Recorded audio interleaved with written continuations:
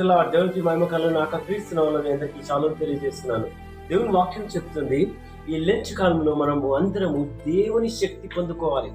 ఉపవాసం ఉండి దేవుణ్ణి వెతుకుతూ దేవుని వాక్యంను ధ్యానిస్తూ ప్రార్థనతో మనం నడిచినట్టయితే దేవుని శక్తిని మనం పొందుకుతాం.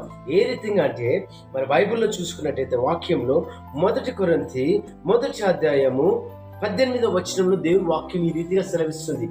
సిలువను గూర్చిన వార్త నశించుచున్న వారికి వెర్రితనముగా కనిపిస్తున్నది, కానీ రక్షింపబడిన మనకు అది దేవుని శక్తి ఉన్నది. హల్లెలూయా. ఈ లోకంలో చూసుకుంటే ప్రతి ఒక్కరు కూడా మరి యేసు ప్రభు వారి గురించి విమర్శిస్తున్నారు.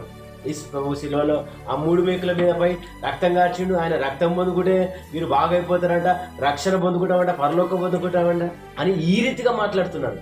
కానీ ఆ రక్షణ గురించి ఏమంటే సిలువను గూర్చిన వార్త. ఈరోజు చాలా మందికి ఈ వార్త తెలియక అనేకులు నశించిపోతున్నారు, లోకాన్ని గతించి వెళ్ళిపోతున్నారు. మరి మనము దేవుని శక్తి పొందుకోవాలి. కానీ మనకు దేవుని శక్తిగా ఉన్నది.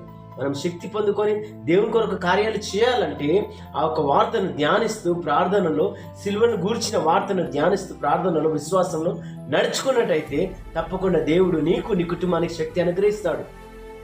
ఎందుకంటే చాలా మంది మరి సిలువను వ్యతిరేకిస్తున్నారు. ఇది ఒక మతం అని అనుకుంటున్నారు. కాదు, మతము కాదు, ఇది దేవుని వాక్యము.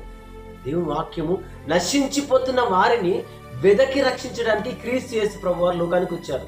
ఈరోజు నీకు నాకు రక్షణ కలిగిన, ఈ రక్షణ లేక అనేక మంది చనిపోతున్నారు. కాబట్టి ఈ రక్షణ కొరకు మీరు కూడా ప్రార్థించండి. మనమందరం కూడా ప్రార్థించి దేశ రక్షణ కొరకు ప్రార్థించి దేశాన్ని బావుల కొరకు మనం ఎదురు చూద్దాం. దేవుడు మిమ్మును, మీ కుటుంబాన్ని దీవించును గాక. ఆమేన్. God bless you.